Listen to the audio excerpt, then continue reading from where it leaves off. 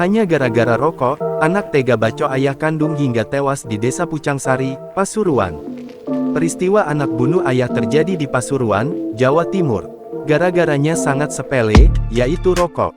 Imam Basori 42 tahun tega membacok sang ayah, Tipji 63 tahun, hingga akhirnya meninggal dunia pada Rabu tanggal 27 September tahun 2023 pagi.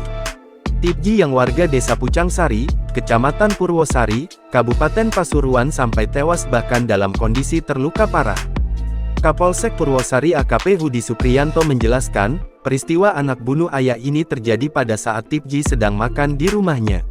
Dari keterangan sejumlah saksi, itu kejadiannya ada di meja makan. Saat kejadian, korban ini sedang makan, ujar Kapolsek.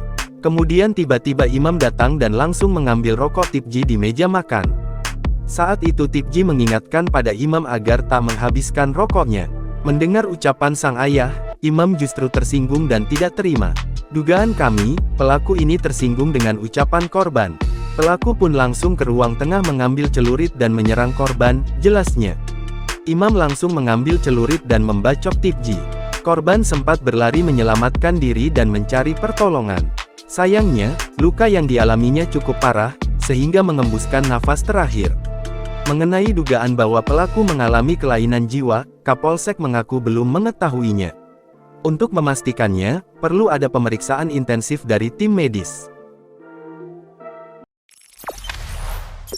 Jangan lupa subscribe, share, komen, dan like ya!